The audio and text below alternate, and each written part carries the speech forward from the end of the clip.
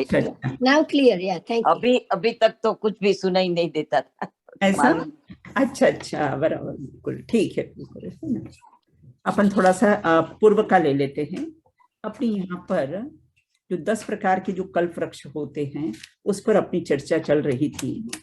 तो पूर्व में हमने पानांग, फिर तुर्यांग, फिर भूषणांग, अनेक प्रकार, आवाज आ रही है? हाँ हाँ। तो भूषणांग नाम के कैसे हैं जो कल्प वृक्ष होते हैं, उसमें पुरुषों के तो 14 प्रकार के आभूषण मिलते हैं, और जो स्त्रियां होती हैं उनके 16 प्रकार के आभूषण होते हैं। कंकट, कड़ी सूत्र, ये कटी सूत्र, हार, जो भी आभूषण पहने जाते हैं वे सारे आभूषण उसमें वह भूषणांग नाम का जो कल्प वृक्ष होते हैं उसमें प्राप्त हो जाते हैं। और वस्त्रांग नाम का कल्प वृक्ष, इस जाति के कल्प वृक्ष ये सारे जो सुंदर लेटेस्ट डिजाइन के जितने भी वस्त्र होते हैं, सर्दी के, गर्मी के जितने भी वस्त्र होते हैं, और मन को बहुत ही आनंदित करने वाले वस्त्र, ये वस्त्रांग नाम का जो कल्प वृक्ष होता है उससे ये प्राप्त हो जाते हैं। और उसके बाद में भोजनांग नाम का, भोजनांग नाम के कैसे हैं, ये कल्प वृक्ष होते हैं। इस जाति के कल्प वृक्ष में 16 प्रकार के आहार, 16 प्रकार के व्यंजन, 14 प्रकार के सूप, और कैसे हैं 54 दोगुने मतलब 108 प्रकार के खाद्य पदार्थ, 363 प्रकार के स्वाद्य पदार्थ, स्वाद्य मतलब मुखवास, तो 363 प्रकार के ऐसे स्वाद्य पदार्थ होते हैं, और 63 प्रकार के रस भेद पृथक पृथक, जैसे खीर है, रबड़ी है, इस प्रकार से 63 प्रकार के रस भेद पृथक पृथक उस भोजनांग नाम के कल्प वृक्ष से प्राप्त होते हैं। अब प्रश्न अपने को ये उठता है कि ऐसे कल्प वृक्ष भारती बहन अपने यहाँ होना चाहिए ना? होना चाहिए है ना। कुछ पार्टी वार्टी करना हो तो तुरंत कैसा है, ये सारे अपन वहां से लेकर सारा अरेंजमेंट कर दे। तो ये तो अपने को सुविधाएं होनी चाहिए। ऐसी सुविधाएं बिन अपने को अनंत बार मिली है। हाँ। पहली बार नहीं हुआ है, अनंत बार अपन कैसे हैं भोग भूमि गए। 3-3 पल्ले की आयु होती है ना, आयु भी बहुत होती है, तो 3-3 पल्ले की आयु होने पर भी इतना हम भोग भोग कर आए हैं बिल्कुल। लेकिन फिर भी वहां पर सम्यक दृष्टि, भोग भूमि में सम्यक दृष्टि होते हैं, वह कैसे होते, इन सबसे उदासीन रहते हैं। फिर आलयांग, आलयांग मतलब हमें किस टाइप का बंगला चाहिए, हमें किस टाइप की चाहिए, हमें किस टाइप का फ्लैट चाहिए।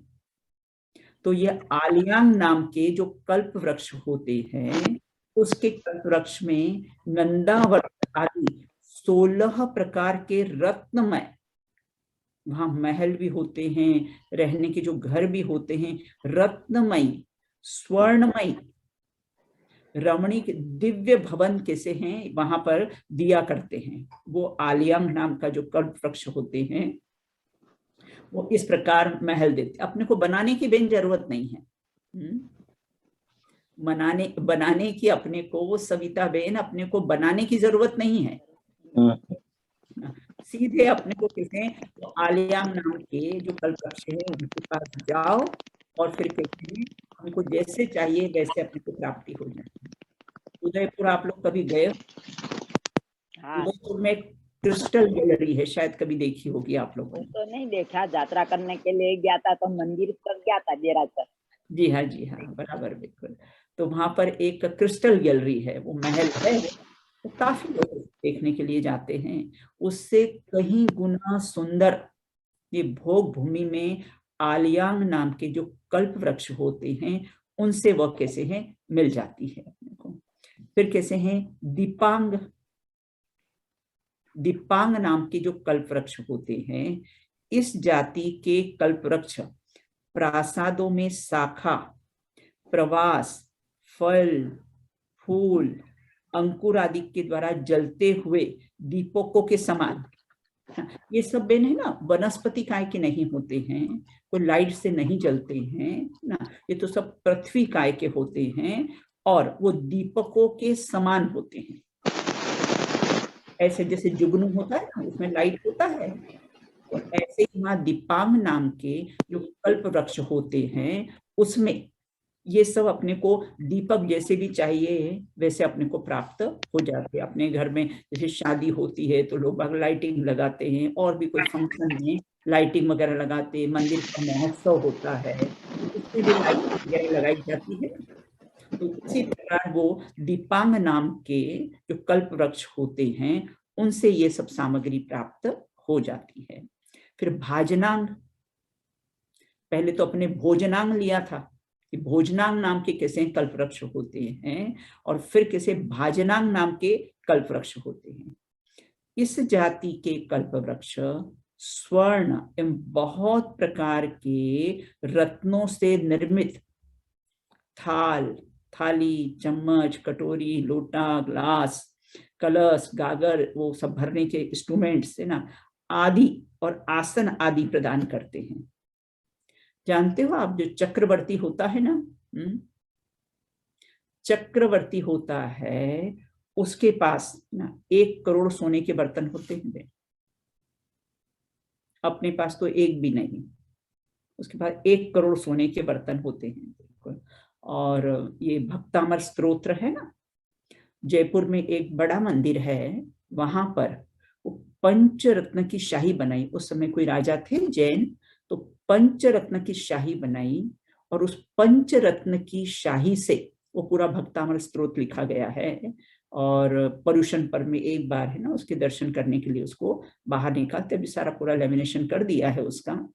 तो यहाँ ये कहते हैं कि इस प्रकार से ना, मैंने यहाँ पर सुना है, ये माइक्रोसॉफ्ट वाले जितने भी है ना, वो शायद जानते होंगे, मैंने तो सिर्फ सुना है कि बोले कि जो बिल गेट्स है ना, उसके घर सुना है कि सोने के नल है बेन। सविता बेन, नल सोने का हो, पानी कौन सा पिएंगे? और सोने के नल से प्यास नहीं बुझने वाली है। प्यास तो किससे बुझेगी? पानी से ही कैसी है प्यास बुझेगी। तो इस प्रकार से, और ग्वालियर में सिंधिया पैलेस, आपने नाम सुना होगा सिंधियाओं का, उसके पास पूरा चांदी का, मतलब 200 लोग भोजन कर ले इतने चांदी का डिनर सेट है। लेकिन यहाँ तो क्या कहते हैं, जो भाजनांग नाम के जो कल्प वृक्ष होते हैं, वहां से सारे अपने को ये बर्तन वगैरह सब मिल जाते हैं। और अब मालांग नाम के कल्प वृक्ष होते हैं। इस जाति के कल्प वृक्ष बल्ली, तरु, गुच्छे और लताओं से उत्पन्न 16,000 भेद रूप पुष्पों की विविध मालाएं, मतलब जो पुष्पों की अपने को माला चाहिए ना, जो आदि सिर आदि में सजाते हैं, ये करते हैं, तो विभिन्न मालाएं, ये मालांग नाम के कल्प वृक्ष से सारी ये मालाएं प्राप्त हो जाती है। फिर अंतिम है तेजांग। तेजांग नाम क्या कल्प वृक्ष होता है, इसको ज्योतिरांग भी बोलते हैं। इस जाति के कल्प वृक्ष मध्य दिन के करोड़ों सूर्य की किरणों के सदृश नक्षत्र, चंद्र और सूर्य आदि की क्रांति के समान, कांति के समान होती है। मतलब जो लाइटिंग वगैरह होती है, हम अपने यहाँ दीपावली पर जो लाइटिंग वगैरह लगाते हैं, तो ये सब कल्प वृक्ष, और उनकी रोशनी इतनी होती है कि करोड़ों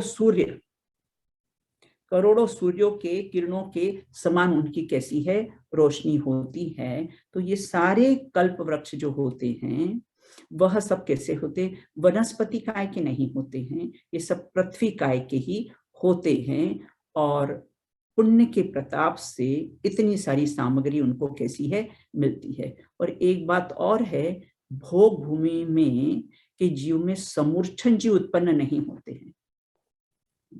स्त्री हो पुरुष हो, नपुंसक भी नहीं होते वहां पर, स्त्री हो पुरुष हो, और किसी समूर्छन जीव, विकलेंद्री जीव भी नहीं होते। 2 इंद्रिय के 4 इंद्रिय के जीव भी कैसे यहाँ पर वहां पर नहीं होते। जैसे आपके यूएस में है ना, इंडिया में तो रास्ते में चलते ना तो बहुत चींटी मकोड़े वगैरह आते, तो मुझे तो जब भी चलती हूँ तो कितनी बार ऐसा विकल्प आता है कि अपने को काश 4 रिद्धि प्राप्त होती, तो 4 अंगुल ऊपर पृथ्वी से चलते, तो इतनी हिंसा से अपन बच जाते। यहाँ पर मैं जाती हूँ ना, यहाँ मुझे कोई कीड़े मकोड़े दिखाई नहीं देते रास्ते में। तो इस प्रकार वहां पर भी विकलेंद्री 2 इंद्रिय से 4 इंद्रिय के जीव भोग भूमि में कोई मच्छर नहीं, कोई मक्खी नहीं,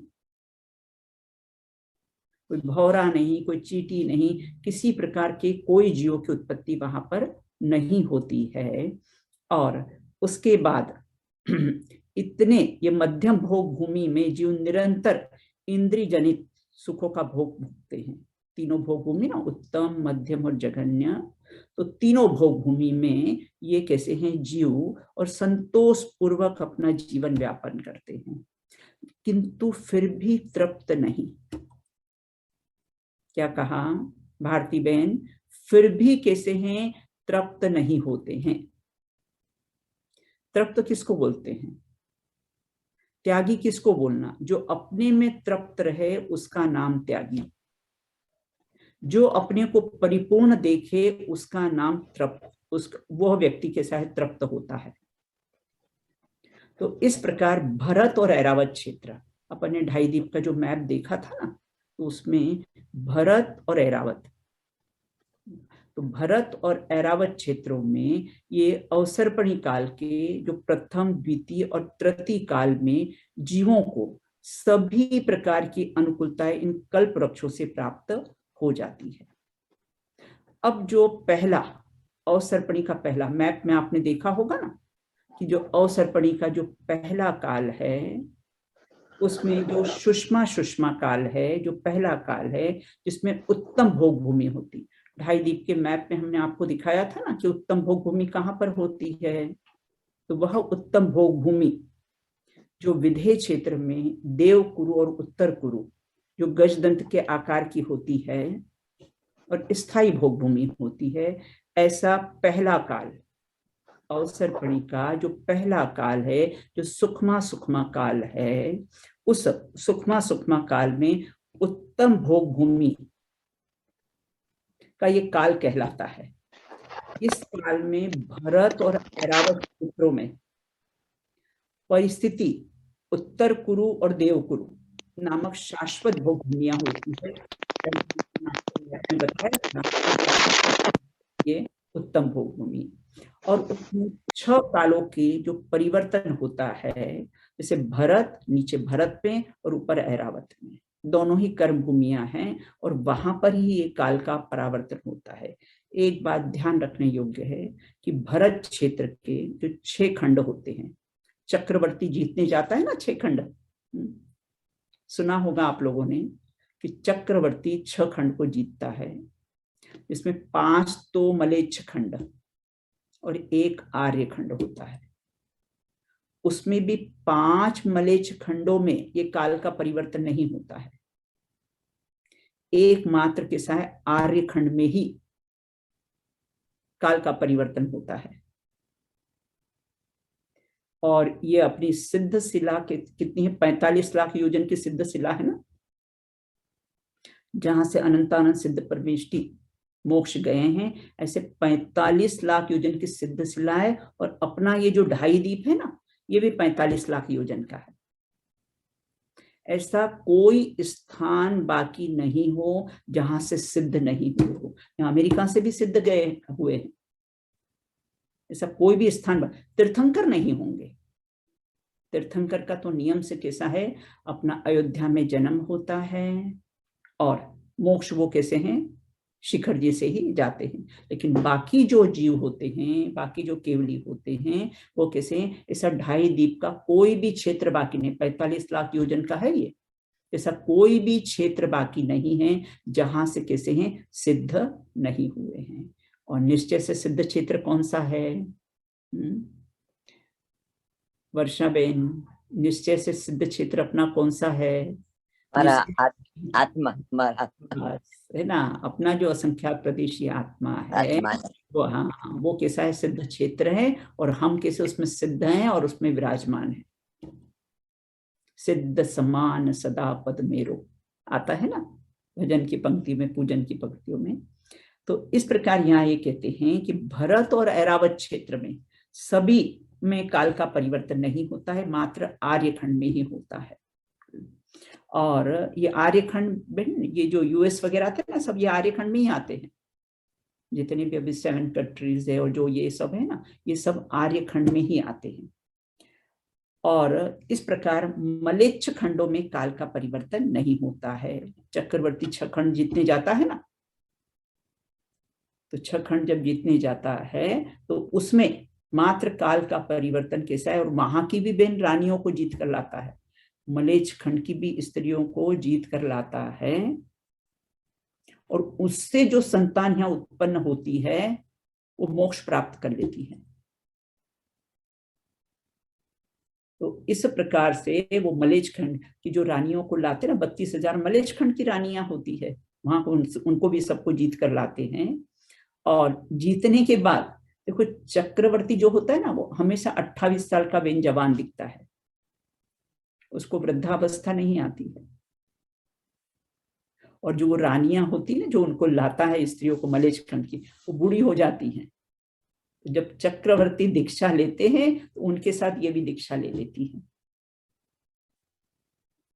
तो इस प्रकार से यह जो पहला काल है, जो अवसरपणी के जो पहला काल है, वो 4 कोड़ा कोड़ी सागर का है। इस 4 कोड़ा कोड़ी सागर में, इस काल में धूल, धूम, दाह, हीम रहित, साफ सुथरी, कोई ओलावृष्टि, बिच्छू आदि कीड़े वगैरह का कोई भी उपसर्ग यहाँ पर नहीं होता। कौन सा? अवसरपणी की जो पहली वो भूमि है, जो सुषमा सुषमा है, उसमें इस दर्पण केवत जो पृथ्वी होती है ना, वो दर्पण के समान होती है, और कोई कूड़ा कचरा वहां पर नहीं होता है। दिव्य बालू का मय वहां की होती है। जैसे अपने यहाँ तीर्थंकर विहार करते हैं ना, तो तीर्थंकर विहार करते हैं तो उस समय उनकी जो भूमि होती ना, वो कंकड़ पत्थर से रहित होती है। और वो जब तीर्थंकर जब विहार करते ना, तो उनके आगे आगे 256 कमलों की रचना होती जाती है। और जहां से वो विहार करते हैं ना, तो सारी भूमि कैसी होती है? एकदम कंचन कांच के समान साफ सुथरी होती है। ऐसी ही भोग भूमि में, भोग भूमि में भी इस प्रकार की कैसी है, ये वहां की पृथ्वी इस प्रकार से होती है, जो तन मन नेत्रों को सुख उत्पन्न करने वाली होती है। चारों ओर पंचवर्ण युक्त मृदुल सुगंध से परिपूर्ण सुंदर छोटे छोटे घास के मैदान होते हैं। कैसे? बिना परफ्यूम डाले। अब आजकल तो कितने तरह के परफ्यूम हो गए। वो स्टेज का परफ्यूम अलग होता है, सुना है मैंने तो, कि वो स्टेज का परफ्यूम अलग और रूम का परफ्यूम अलग।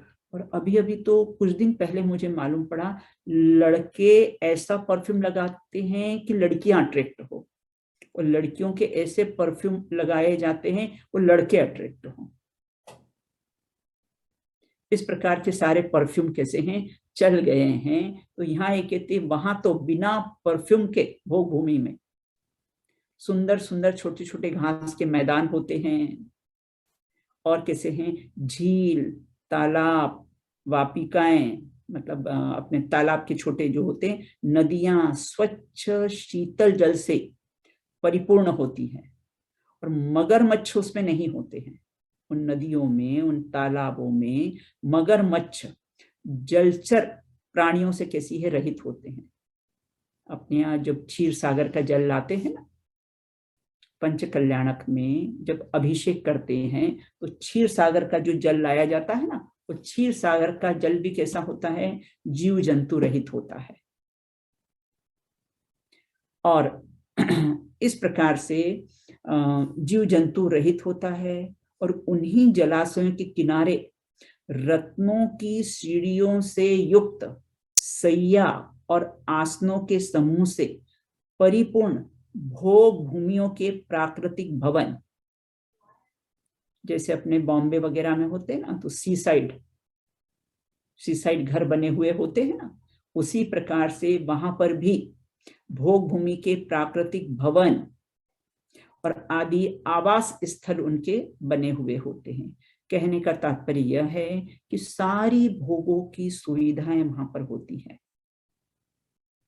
और अवसर्पण काल के प्रथम में वही चींटी, खटमल, डांस, मच्छर, क्रमिका, विकलेंद्री जीव नियम से नहीं होते हैं। वहां पर असंगी जीव भी नहीं होते हैं। असंगी जानते हैं ना, जिसमें उपदेश आदि के ग्रहण करने की शक्ति नहीं हो। देखो, जो देव होते हैं वो नियम से सब संगी ही होते हैं, नारकी संगी ही होते हैं, मनुष्य होते हैं वे सब संगी ही होते हैं, उपदेश इत्यादि ग्रहण करने की शक्ति होती है। मात्र तिर्यंचों में ही ये भेद पड़ता है संगी असंगी का। तो वहां पर कैसे हैं, सारे कैसे होते हैं, असंगी वहां पर नहीं होते भोग भूमि में। और यहाँ असंगी भी नहीं होते हैं। स्वामी, नौकर, चोर, पुलिस, राजा, प्रजा सब समान, कोई छोटा नहीं और कैसा है, कोई बड़ा होता नहीं है। बिल्कुल जैसे 16 स्वर्ग होते हैं ना, उसके आगे जो अहमिंद्र होते हैं वो कैसे होते हैं, सब समान होते हैं, समान सबको सुविधाएं, कोई छोटा बड़ा नहीं। क्योंकि छोटे बड़े की भावना ही मान का आधार है, इसलिए कोई छोटे बड़े की वहां पर भावना नहीं होती है। कलह नहीं, आपस में कलह नहीं होता। कोई परिवार हो, समाज हो, किसी प्रकार वहां पर कोई कलश नहीं। अपने यहाँ तो अभी कितना वो यूक्रेन वगैरह का चला, हिंदुस्तान पाकिस्तान का चलता ही रहता है। परिवार, बीजेपी, कांग्रेस, हिंदुस्तान में कलह चलते ही रहते हैं। तो ऐसे वहां पर कलह नहीं होता है। भीषण कोई युद्ध नहीं होंगे, आपस में किसी को ईर्ष्या भाव नहीं होगा। जानते हो, ये ईर्ष्या भाव करते हैं ना, अगर ईर्ष्या भाव का परिणाम रहा, किसी का धन, किसी का वैभव, किसी की प्रतिष्ठा, किसी का ज्ञान, शुभ संज्ञान, इसको देखकर अगर हम ईर्ष्या करते हैं ना, और इन्हीं परिणामों में कदाचित आयु का बंध हो गया हो, तो कहां जाएंगे, अग्नि का ही जीव बनेंगे। आपको ईर्ष्या जलना पसंद है ना, तथास्तु,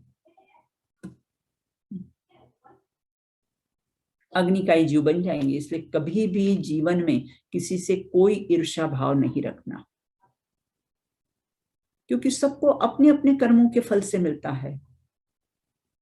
कर्म जैसा करोगे फल भी वैसा मिलेगा, नीम बोने वालों को आम कैसे मिलेंगे।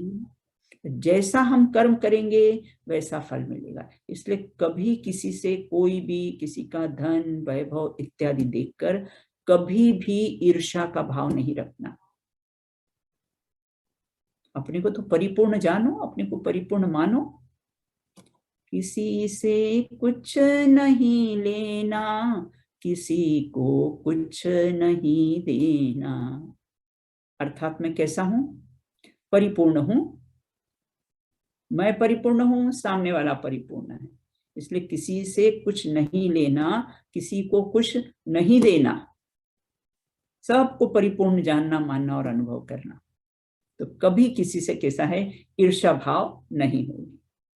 तो वहां ये कहते कलह नहीं, भीषण युद्ध नहीं, ईर्ष्या नहीं, रोग आदि भी नहीं होते। ये बहुत बढ़िया बात है ना।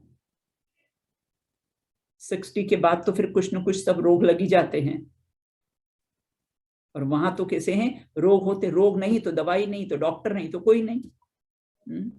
शरीर कैसा है, स्वस्थ रहता है।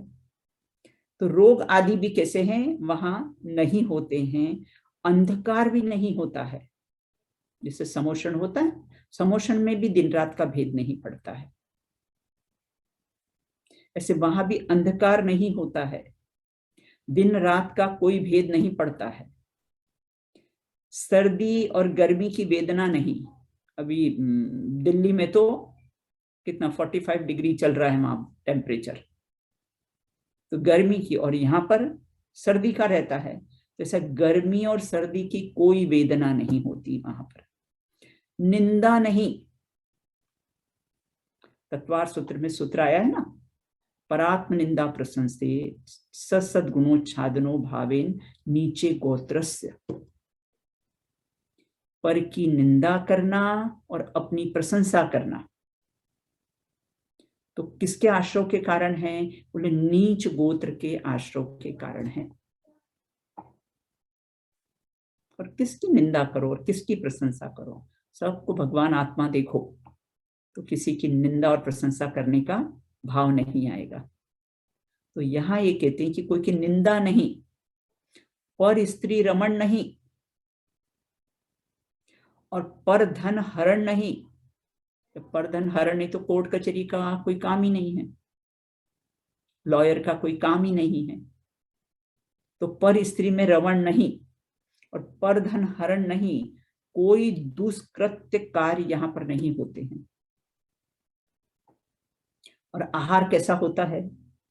इस काल में युगल चौथे 4 दिन में, यहां तो दिन में 3-3 बार खाओ और 4-4 बार खाओ। और अगर नई नियम लो ना तो फिर कैसा है, ऑल टाइम मुंह खुला, ATM ऑल टाइम मुंह में डाला करो कुछ न कुछ। नियम लेना चाहिए कि बस दिन में 4 बारी हम मुंह झूठा करेंगे, अथवा तो 3 बारी करेंगे। नियम लेना चाहिए अपने जीवन में कि इतनी बारी हम मुंह झूठा करेंगे, इसके बाद कैसा है मुंह झूठा नहीं करेंगे। तो यहाँ ये कहते हैं कि वहां तो चौथे दिन में देखो, अगर नहीं किया तो डॉक्टर मना कर देंगे। अभी रात्रि भोजन का तो डॉक्टर्स लोग बोलते ही हैं सब, चाहे जैन डॉक्टर्स हो चाहे अजैन डॉक्टर्स हो, सब लोग बोलते हैं कि सूर्यास्त के पहले भोजन कैसा है कर लेना चाहिए। ये वो कोई एक एक्टर है, नाम मुझे याद नहीं आ रहा है, उसका एक बार मैंने वीडियो सुना था, तो उसने बताया था कि कैसा है कि सूर्यास्त के पहले भोजन कर लेना चाहिए, स्वास्थ्य की दृष्टि से भी अच्छा रहता है। और हमारे इंदौर में हमारे हैं एक रिश्तेदार डॉक्टर हैं, हार्ट के डॉक्टर हैं, वो भी सबको यही बोलते हैं कि दिन में भोजन करो, डाइजेशन की दृष्टि से अच्छा रहता है। तो यहाँ पर तो मैंने सुना है, वर्षा जी, भारती बहन, मैंने यहाँ पर सुना है कि यहाँ के जो गोरे लोग, रोहित ही मुझे बता रहे थे कि यहाँ के जो गोरे लोग हैं ना, वो शाम को भोजन करते हैं और 9 बजे सो जाते हैं। मैंने कहा ये तो बहुत अच्छा रूटीन है उनका। तो जहां की कोई अच्छी बात हो तो वहां ग्रहण कर लेना चाहिए अपने को। तो इस काल में जो युगल 4 दिन में बेर बराबर आहार, कितना आहार होता है उनका? मात्र बेर बराबर, वो भी 4 दिन में 1 बार आहार ग्रहण करते हैं। और बहुत अल्प आहारी होते हैं। अपने यहाँ मुनिराज करते हैं ना, 1 बार दिन में ले आहार, खड़े अलप निज पान में, और 32 ग्रास लेते हैं वो, इससे ज्यादा नहीं लेते ग्रास। क्योंकि अधिक भोजन लेंगे तो क्या होगा? प्रमाद आएगा। प्रमाद आएगा तो स्वरूप से बाहर आएगी ना, नींद आएगी, प्रमाद आएगा। हाँ, तो इसलिए कैसे उतना ही 32 ग्रास आहार लेते हैं, क्योंकि विषय चोर बहुत फिरत है। पूजन की पंक्ति में आता है ना कि विषय चोर रूपी कोई मेरी संपदा लूट नहीं ले, मैं अनंत ज्ञान वैभव संपन्न आत्मा हूं और मेरी संपदा कोई लूट नहीं ले। इसके कारण कैसे हैं, अल्प आहारी होते हैं। और यहाँ भी कहते हैं, भोग भूमि में भी कहते हैं कि दिन में 1 बार आहार ग्रहण करते हैं, अल्प आहारी होते हैं। शरीर की ऊंचाई कितनी? 6000 धनुष, मतलब 3 कोस तो शरीर की लंबाई होती है। और आयु कैसे? 3 पल्ले की। वो गड्ढे का उदाहरण बताते ना, 3 पल्ले मतलब कितना? वो गड्ढा 2000 कोस का लंबा, चौड़ा और गहरा गड्ढा भरा, वो पल्ले, और उसमें से एक एक बाल निकाला, उसको सागर कहते हैं। तो कोई भरने वाला नहीं है और कोई निकालने वाला नहीं है। और कहां से इतने बड़े के बाल लाएंगे? ये तो प्रमाण बताया है आगम ने कि इतनी इतनी आयु होती, मतलब 3-3 पल्ले की आयु, इतनी आयु होती है। और देह कैसी होती? स्वर्ण के वर्ण की, स्वर्ण के रंग की उनकी देह होती है। कहीं कहीं लिखा है कि अपने लाल रंग की भी होती, आगे आने वाला है। इस पुरुष स्त्री दोनों के पृष्ठ भाग में 256 हड्डियां होती है। अपना जो मैप है ना कालचक्र का, उसमें वो बताया हुआ है उसमें कि पृष्ठ भाग में 256 किसी उनकी हड्डियां होती हैं। यहां जन्मे पुरुष के लिए बल कितना होता है भारती बहन? बल कितना होता है? शारीरिक बल कितना उनका? भोग भूमि के जीवों का शारीरिक बल कितना? बोले 9000 हाथी के समान उनका बल होता है। इतने बलशाली होते हैं। श्री कृष्ण जी में कितना बल था? श्री कृष्ण जी और बलदेव में कितना बल? 10-10 हजार हाथी इतना बल था। तो भी माता पिता के रथ को 1 इंच भी इधर उधर नहीं कर सके। उनको लगा इतने बलशाली हैं तो चलो माता पिता को तो बचा ले, तो रथ में खुद जुट गए दोनों भाई, लेकिन वो 1 इंच भी उस रथ को आगे पीछे नहीं कर सके। तो 10-10 हजार सिंह जितना बल, और यहाँ पर 9,000 भोग भूमि में कितना बल होता है? 9000 हाथियों के समान बल होता है। इसमें लिखा किंचित लाल हाथ पैर वाले होते हैं। अपने जो गोरे लोग होते ना, तो उनके कैसे हैं? हाथ पैर वगैरह लाल रंग के होते ना।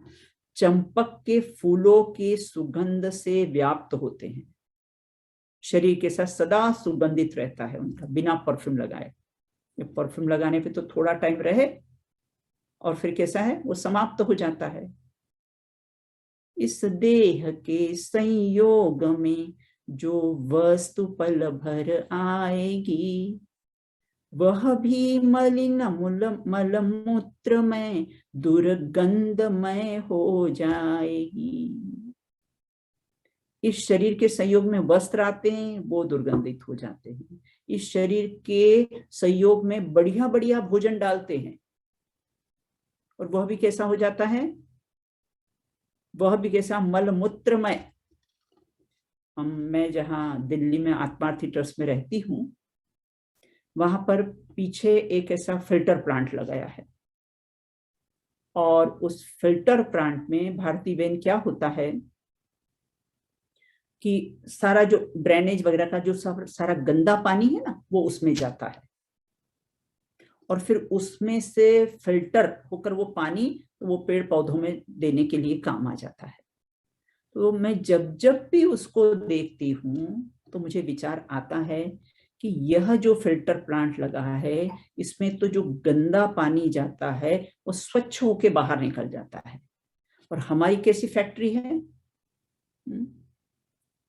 बढ़िया उबला हुआ पानी पीते हैं, छना हुआ पानी पीते हैं, और ये फैक्ट्री के अंदर जाता तो कैसा हो जाता है? मल मूत्रमय, दुर्गंधमय, जिसका हम विचार भी नहीं कर सकते हैं।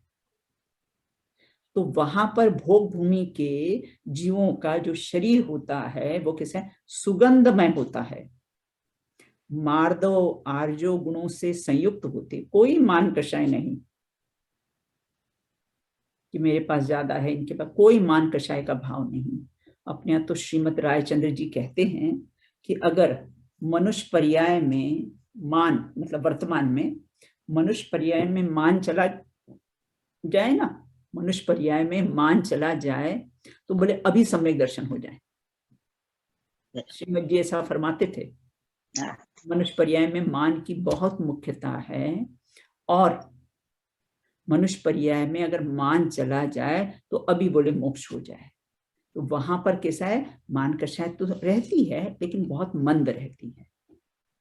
तो मार दो आर्जो मायाचारी के परिणाम से रहित, कहना कुछ करना कुछ। जब जब भी मायाचारी का परिणाम हो, छल कपट का परिणाम हो, तो इन पेड़ पौधों को देख लेना, इन तिर्यंच को देख लेना, तुरंत इनको देख के विचार करना। जब जब भी कोई तिर्यंच मिले, मैं तो यहाँ जाती हूँ ना बाहर, तो काफी कुत्ते वगैरह मिलते हैं, तो मैं विचार करती हूँ किन परिणामों से इसी पर्याय मिली है, कितना बंधन में रहना पड़ता है। चाहे सारी सुख सुविधा हो, फिर भी वो तो स्वच्छंद प्राणी हैं, तो कितनी सुख सुविधाओं में रहते हैं। किन पर्याय से, हमेशा जब जब भी तिर्यंच को देखो ये भाव जरूर आना चाहिए कि किन परिणामों से इनको पर्याय मिली। छिपकली को देखते हैं, इनको देखते हैं कि किन परिणामों से ये पर्याय मिली। छुप छुप कर पाप किए हैं ना, छुप छुप कर पाप किए हैं तो ऐसी पर्याय मिलती है। तो यहाँ ये कहते हैं कि आर्जो आदि गुणों से संयुक्त होते हैं। मंद कषाई, अपने तो आचार्य उमा स्वामी जी तत्वार सूत्र में लिख के गए ना, माया तिर्यक यौनस्य, मायाचारी के परिणाम से है ना ये तिर्यंच पर्याय मिलती है। बहुत परिणामों का ख्याल रखना, पंडित टोडरमल जी साहब ने लिखा है ना, परिणाम बिगाड़ने का भय रखना कि अपने परिणाम नहीं बिगड़े। तो आर्जो गुणों से संयुक्त मंद कषाई होते हैं और बहुत सुशील होते हैं, तीव्र कषाय नहीं होते हैं बिल्कुल, क्योंकि तीव्र कषाय अगर करेंगे तो तीव्र फिर उदय आएगा। और पंडित टोडरमल जी साहब ने लिखा है ना कि मंद कषाय में जीव को धर्म करने का चांस है, तीव्र कषाय में तो सुन ही नहीं सकता, ये वो बात ही अंदर नहीं जाएगी तीव्र कषाय में। और मंद कषाय होगी तो ये बात कैसे अपने अंदर में उतरेगी। तो इस प्रकार से वहां पर कैसे मंद कषाई होते हैं, बहुत सुशील होते हैं।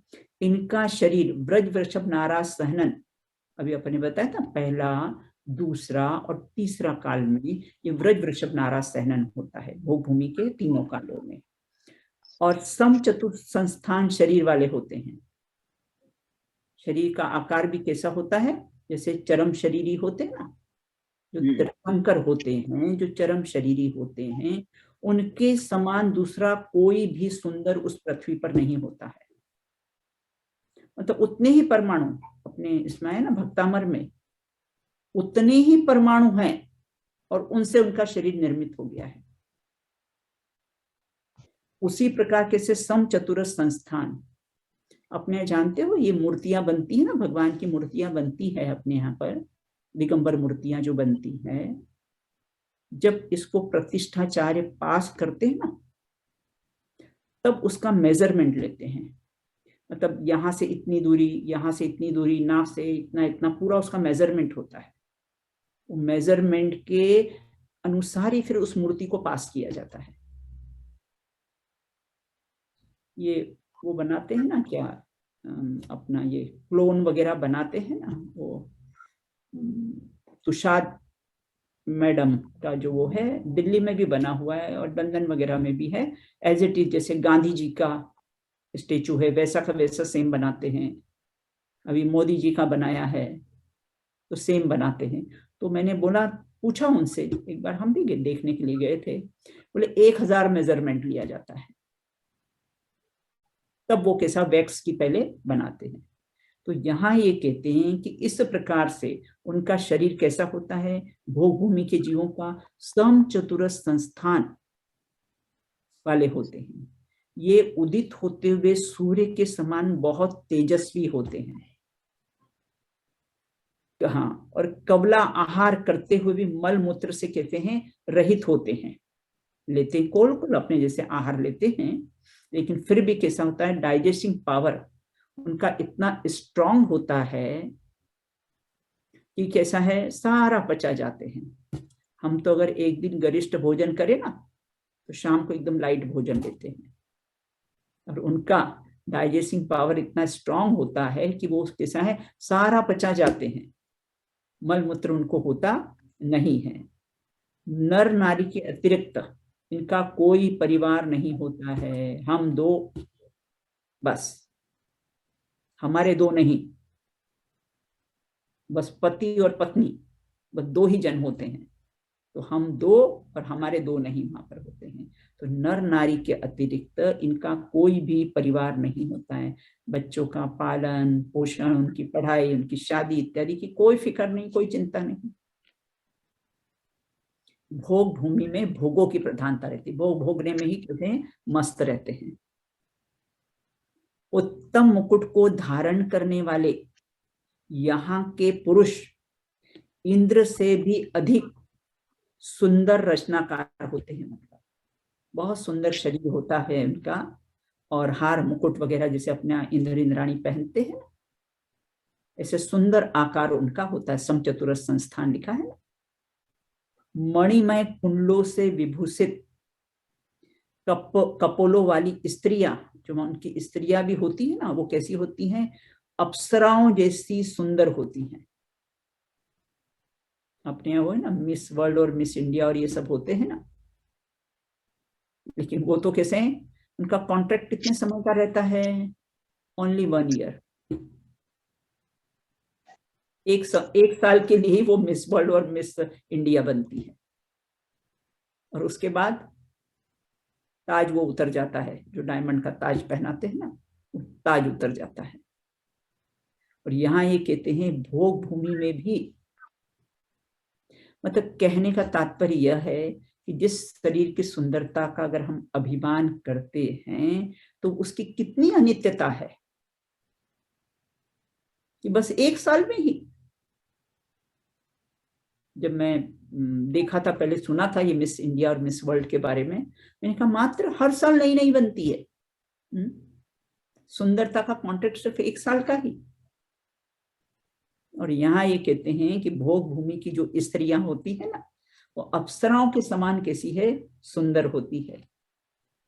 ऐसे उत्तम अनुकूलता वाले काल में, देखो ये सब बताने का तात्पर्य आचार्य को क्या था, इतनी फुर्सत में बैठे थे आचार्य उमा स्वामी। भारती बहन, आचार्य उमा स्वामी इतने फुर्सत में बैठे थे क्या? इतने हमको क्या प्रयोजन, इतने भोगों को गिनाने की क्या जरूरत है? कुछ नहीं। वहां बताने का बेन तात्पर्य यह है कि इतना भोग भोगते हुए भी वहां जीव सम्यक दर्शन प्राप्त कर लेता है। इससे सिद्ध होता है कि भोगों में सुख नहीं है, नहीं है ना। इससे सिद्ध होता है ना, ये सब आचार्यों को नहीं तो वो तो 3 कषाय चौकड़ी के अभाव वाले आचार्य उमा स्वामी, हर अंतर्मुख अपनी आत्मा का स्पर्श करने वाले, इतने फुर्सत से बैठेंगे कि जो भोगों की चर्चा करेंगे। इस भोगों को बताने के पीछे उनका प्रयोजन ही एक है, इन भोगों में कुछ नहीं है, उसका उपयोग जाता ही नहीं है वहां। हाँ, सम्यक दृष्टि का तो निरंतर अपने भोगों में मस्त रहते हैं, अपने अतीन्द्रिय आनंद के भोग में कैसे हैं, मस्त रहते हैं वो।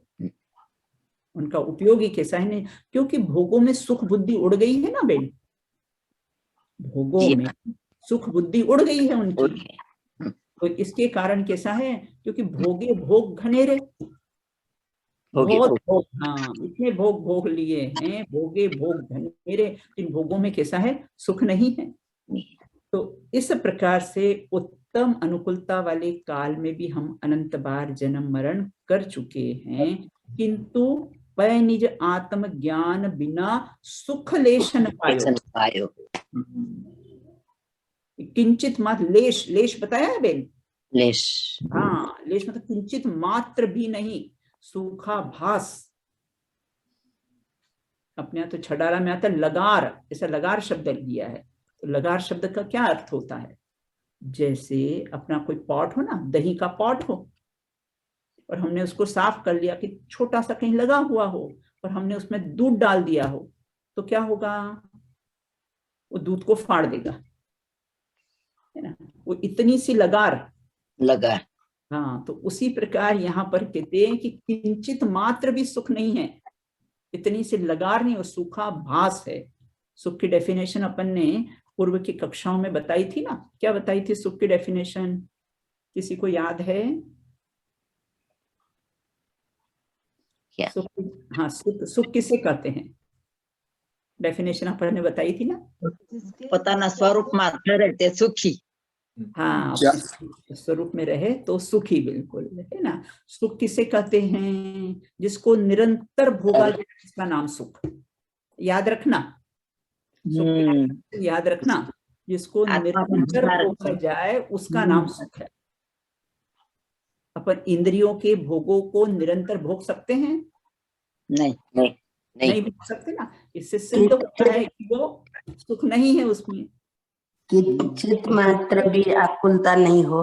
हाँ, उसका नाम निराकुलता ना। सुख का लक्षण ही निराकुलता है कि किंचित मात्र भी उसमें आकुलता नहीं हो, उसका सुख का लक्षण बताया है।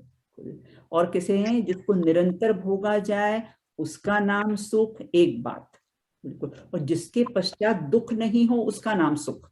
तो अपन तो भोगने के बाद दुखी हो जाते हैं, जब हो जाता है फिर दुखी हो जाते हैं। ये हम विषय परिवर्तन करते ना, इससे ही सिद्ध होता है कि कैसा है, उसमें सुख नहीं है। और इस प्रकार से यहाँ कहते हैं, इस काल में आयु पूर्ण होने पर, जब उनके 3-3 पल्ले की आयु होती है, और आयु पूर्ण होने पर जब 9 माह शेष रहते हैं, तब स्त्री कैसी है, गर्भवती हो जाती है, गर्भ धारण कर लेती है, और फिर उनको ट्विंस को जन्म देती है, जुगल जुगलिया को जन्म देती है। जन्म देते ही स्त्री पुरुष दोनों का मरण हो जाता है। एक दूसरे का माता पिता, बालक का नहीं, बालक माता पिता का कैसा है, मुख देखते नहीं है। मतलब वहां इष्ट का वियोग और अनिष्ट के संयोग का दुख नहीं है बेन। भूमि में इष्ट का वियोग और अनिष्ट के संयोग का कैसा है, कोई दुख वहां पर नहीं है। दोनों का मरण हो जाता है। नव बालक और बालिकाएं जो होते हैं ना, होते भी नहीं, एक लड़का और एक लड़की ही होते हैं नियम से। अच्छा, हाँ, ट्विंस होंगे ना तो लड़का और लड़की, क्योंकि वही दोनों पति पत्नी बन जाते हैं बाद में। हाँ, तो नवजात बालक बालिकाओं के सैया पर सोते ही और अंगूठा चूसने के 3 दिन व्यतीत हो जाते हैं। जैसे जन्म हुआ उसके 3 दिन व्यतीत हो गए, और जब अंगूठा चूसने पर पश्चात 3 दिन में बैठना सीख जाते हैं। अपने यहाँ के तो बालक 9-9 महीने किस में रहते हैं लेटे ही रहते हैं। मनुष्य के बालक तो 9-9 महीने तक कैसे हैं, लेटे ही रहते हैं। वो तो 3 दिन में बैठना सीख जाते हैं। फिर 3 दिन के बाद अस्थिर गमन करते हैं। अस्थिर गमन मतलब क्या, जैसे अपने यहाँ बेबी वॉकर से चलते हैं ना, थोड़ा थोड़ा, एकदम से नहीं चल पाते ना, थोड़ा थोड़ा, ऐसे बेबी वॉकर से जो अपने यहाँ चलते हैं ना, ऐसे फिर 3 दिन तक कैसे हैं, अस्थिर गमन करते हैं। फिर अगले 3 दिनों में दौड़ने लग जाते हैं। अगले 3 दिनों में दौड़ने लग जाते हैं। फिर कला गुणों में प्राप्ति, फिर तरुण अवस्था को प्राप्त हो जाते हैं, जवान हो जाते हैं। और फिर सम्यक्त की प्राप्ति, सम्यक की प्राप्ति की योग्यता में 3-3 दिन व्यतीत हो जाते हैं। और इस प्रकार उत्तम भोग भूमि, उत्तम भोग भूमि कौन सी, देव कुरु और उत्तर कुरु, ये उत्तम भोग भूमि है, में जन्मे मनुष्य 21 दिन में जवान हो जाते हैं। परिपूर्ण यौवन को प्राप्त करके 21 दिन में सम्यक दर्शन प्राप्त करने की उनमें योग्यता हो जाती है। और ना अपने यहाँ तो कहते 21 दिन में जवान। स्वर्गों में तो क्या होता है, स्वर्गों में कैसे होते हैं, वहां तो 16 साल का उत्पन्न होता है ना। हाँ बोलो बेन। 16 साल का उत्पन्न होता है ना स्वर्ग में तो। हाँ नहीं नहीं बेन, हम आप 21 साल के जवान 21 साल की। स्वर्ग में सीता। संपुट नाम की सैया पर हाँ, 21 हाँ। साल के जवान। और जैसे अपन सो के उठने के बाद कैसे फ्रेश लगते हैं, हाँ, हाँ। जैसे सब बाल अंगड़ाई, उठने हाँ, लगते हैं, हाँ, सब बाल। अंगड़ाई लेते हैं ना, ऐसे अंगड़ाई अपन लेके सोने के बाद ऐसे एकदम पूर्ण नींद हो जाए, ऐसे फ्रेश। तो ऐसे 21 साल के जवान संपुट नाम की सैया पर ऐसे प्रसन्न चित्त से उठते हैं और नियम से 32 देवांगनाएं उनकी सेवाएं करने में लग जाती है। तो इस प्रकार से यहाँ पर भोग भूमि में भी 21 मनुष्य मात्र 21 दिनों में यौवन से परिपूर्ण मनुष्य तो मात्र 21 होकर सम्यक दर्शन में प्राप्त करने की योग्यता हो जाती है। 21 दिन में जवान होकर वो सम्यक दर्शन कैसा है प्राप्त कर सकते हैं। इस प्रकार से सम्यक दर्शन ये अपने इसका समय अपना हो गया है। और ये अपनी इतनी जो प्रथम भोग भूमि है, अवसर्पणी काल की जो प्रथम भोग भूमि है, जो सुषमा है, जो विदेह क्षेत्र में अपना देवकुरु उत्तर कुरु की है, उसकी अपने यहाँ पर अभी चर्चा की है। कहने का तात्पर्य यह है कि इतना भोग भोगने के बावजूद भी, इतना भोग भोगने के बावजूद भी अपन पूरा प्रथमान योग में उठाकर देख लो, जितने भी तीर्थंकर हुए हैं, जितने भी तीर्थंकर हुए हैं, चक्रवर्ती जितने भी सब हुए हैं ना, सब कैसे, सब राजा महाराजा सब ले, और सबने अंत में दीक्षा ले ली। इससे सिद्ध होता है ना कि इन विषय भोगों में कैसा है, सुख नहीं है, सुख नहीं है। हाँ, ये प्रकरण पढ़ने पर अपने को कोई भोग भूमि की महिमा नहीं कि हमने भी अनंत बार ऐसा भोग भूमि को प्राप्त हुए हैं और भोग भूमि में जन्म लिया है, लेकिन किंचित मात्र भी वहां पर भी सुख नहीं है। नहीं तो तीर्थंकर क्यों त्यागे, काहे को शिव साधन करते, संयमते अनुरागे। अगर सुख होता तो कैसे तीर्थंकर क्यों वहां पर कैसे हैं त्यागते। और आपने वज्रधन चक्रवर्ती के बारे में सुना होगा ना, वज्रधन चक्रवर्ती का। तो वज्रधन चक्रवर्ती को भी कितने चक्रवर्ती का वैभव भी अपन ने पढ़ा है ना। और फिर कैसे है, वैराग्य हो गया। एक भौरे को, मृत भौरे को देखकर कोई माली आया उनके उसमें, जब बैठे थे अपने सब सभासद बैठे थे, और एक माली ने उनको लाके फूल दिया, और फूल में एक मृत भौरा था। मृत भौरे को देखा तो वज्रधन चक्रवर्ती ने सोचा, इसको एकमात्र घ्राण इंद्री के वशीभूत होकर इसने अपने प्राण गंवा दिए हैं, तो मैं तो पांचों इंद्रियों में रत हूं, मैं तो पांचों इंद्रियों के भोगों को भोगता हूं, तो फिर मेरी क्या दुर्दशा होगी। ऐसा जानकर उनको वैराग्य आ गया और अपने 1000 पुत्रों को बुलाया, और 1000 पुत्रों को बुलाया, बोला आप ये सब राजभार संभालो, हम तो अब दीक्षा लेंगे। तो पुत्रों ने उनसे एक सवाल किया। क्या सवाल किया, आप ये छोड़ना क्यों चाहते हो, आप क्यों छोड़ना चाहते हो। तो बोले इसमें सुख नहीं है। तो बोले जिसमें सुख नहीं है वो आप हमको बोलते अंगीकार करो। तो हम तो उगाल को न अंगीकार करेंगे, जिसको बुरा जानकर आपने छोड़ा है तो हम उसको स्वीकार नहीं करेंगे।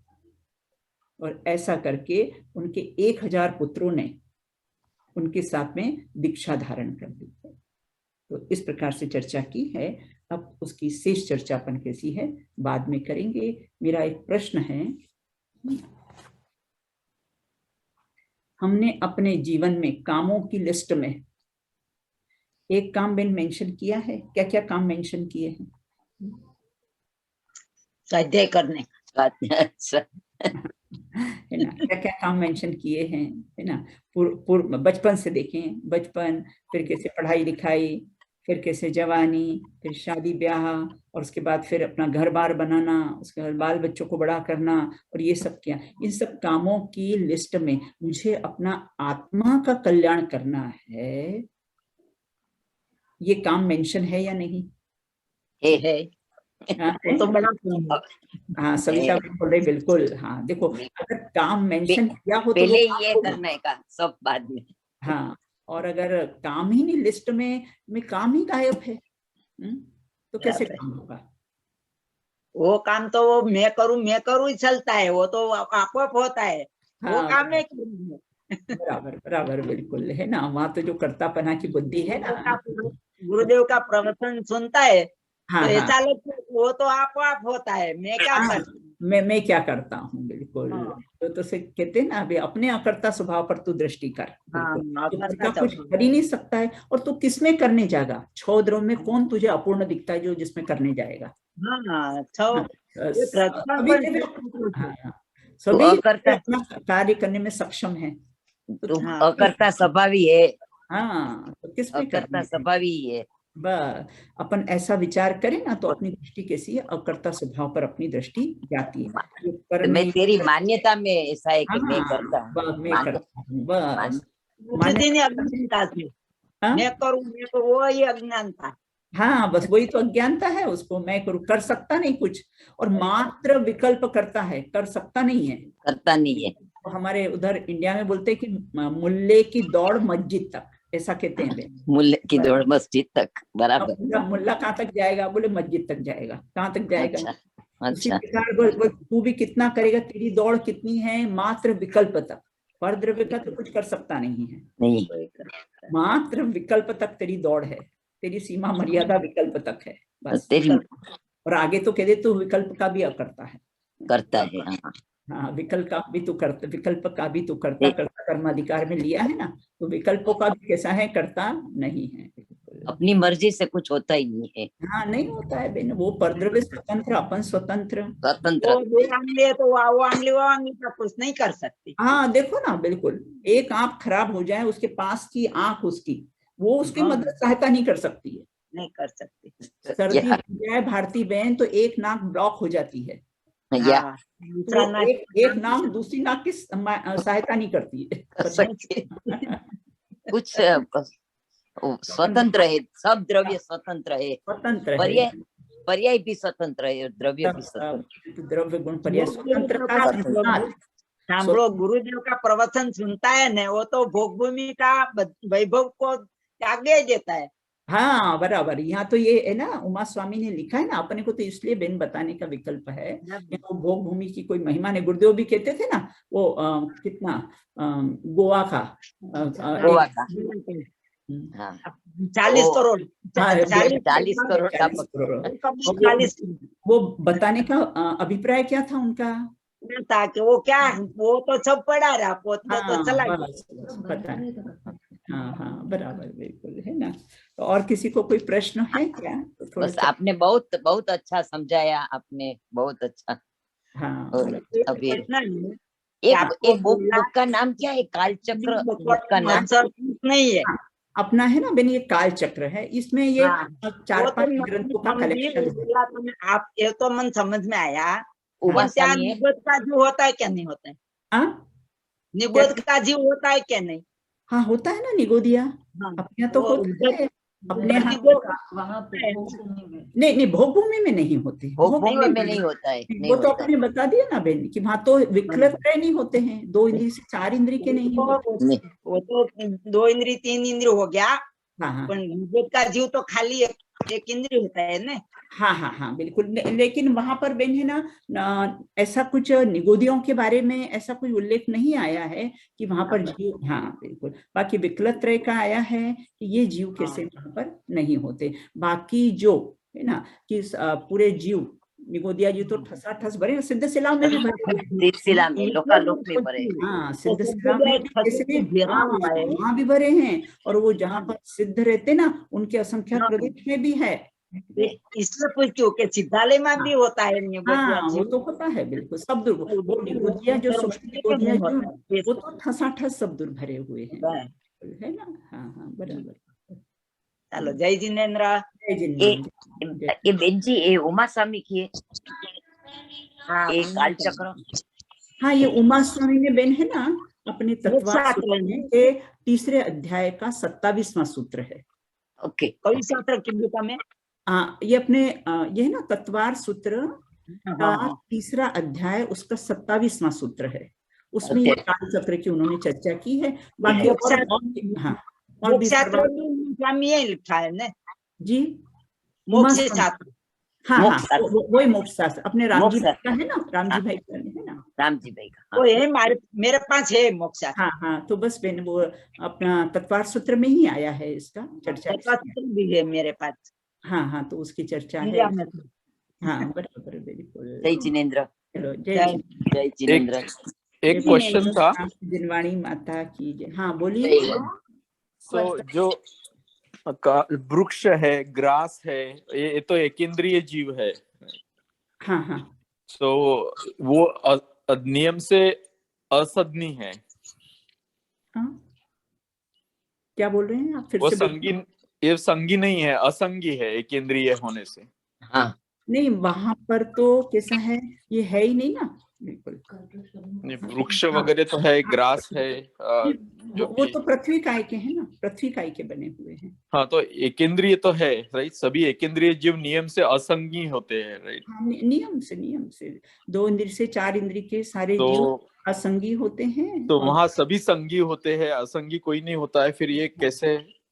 कहाँ लेकिन पर? भोग भूमि में तो जीव नहीं होते, ऐसा है ना।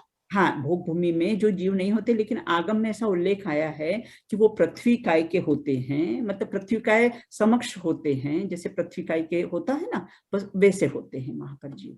मतलब वो जो वृक्ष वनस्पति काय के नहीं होते, पृथ्वी काय के होते हैं, ऐसा लिखा है उसमें आगम में। और फिर भी वो असंगी हो गए, राइट।